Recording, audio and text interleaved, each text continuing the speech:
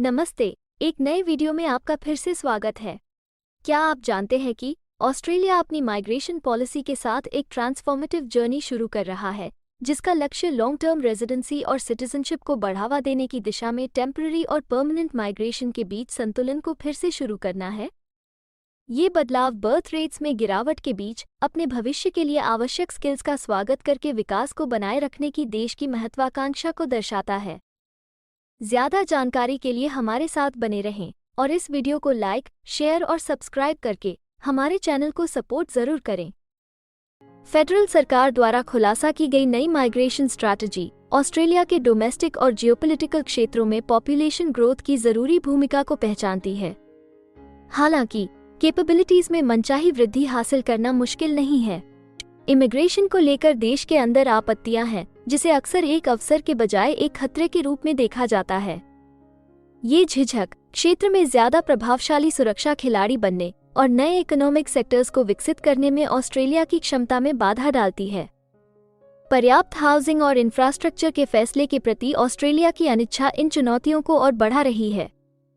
बहुत सी जमीन के बावजूद भी एक्सटेंसिव कंस्ट्रक्शन प्रोजेक्ट्स को शुरू करने में राजनीतिक झिझक है।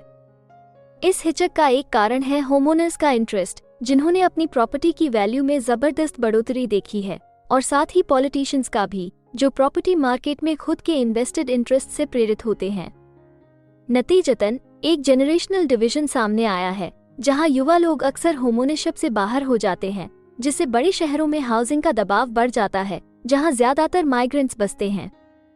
इसके अलावा ऑस्ट्रेलिया को इंफ्रास्ट्रक्चर के विकास के मुद्दों का सामना करना पड़ता है, जो अपनी धीमी और महंगी प्रोसेसेस के लिए बदनाम है। रेल प्रोजेक्ट्स की तुलना में रोड प्रोजेक्ट्स को प्राथमिकता देने से अक्सर ट्रांसपोर्टेशन की भीड़ कम होने के बजाय बढ़ जाती है, जिससे रेल प्रोजेक्ट्स शहर के कल्चर और प्लेस मेकिंग को बढ़ाने में फेल हो जाती हैं। नई माइग्रेशन स्ट्रैटेजी का उद्देश्य हाउसिंग और इंफ्रास्ट्रक्चर में पॉलिटिकल और स्ट्रक्चरल चैलेंजेस के साथ पॉपुलेशन ग्रोथ की जरूरत का ध्यान रखते हुए इन जटिल गतिशीलता का पता करना है। इसका मुख्य फोकस माइग्रेशन की गिनती को उस स्तर तक लाना है जिसे टिकाऊ माना जाता है, जिसका लक्ष्य कोविड-19 बैकलॉग के कारण शुरुआती उछाल के बाद सालाना लगभग 2,50,000 लोगों को स्टेबलाइज करना है। इसे पाने की कोशिश में सिस्टमिक अक्षमताओं को लक्षित करना, वर्कर के शोषण के खिलाफ कानून लागू करना और एम्प्लॉय स्पॉन्सरशिप के लिए हायर बेंचमार्क स्थापित करना शामिल है। स्ट्रैटेजी में इंटरनेशनल स्टूडेंट्स के लिए सख्त आवश्यकताएं भी शामिल हैं और ग्रेजुएट वीजा एप्लीकेशंस के लिए एज लिमिट कम की गई है। टेम्पररी माइग्रेशन से परमानेंट रेजिडेंसी और सिटीजनशिप की ओर शिफ्ट इस रिऑर्गेनाइजेशन का एक जरूरी पहलू है। इस कदम को माइग्रेंट्स के बीच गहन इन्वेस्टमेंट और सिविक जुड़ाव को बढ़ावा देने की दिशा में एक सकारात्मक कदम के रूप में देखा जा रहा है।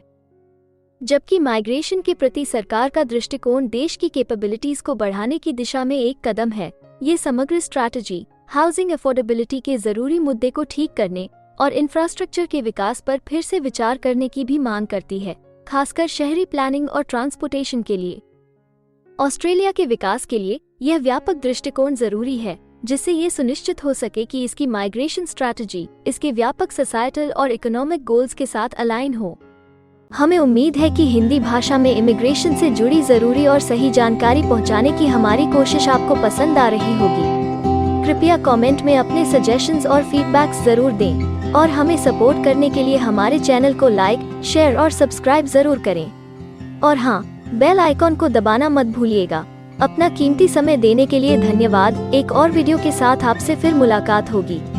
अगर आपको किसी और मदद की जरूरत है या फिर आप अपने विदेश जाने के सपने के लिए किसी भी चीज में पूछताछ करना चाहते हैं, तो आप हमारी रजिस्टर्ड माइग्रेशन कंसल्टेंट्स की टीम के साथ एक एक्सपर्ट काउंसलिंग सेशन बुक कर सकते हैं।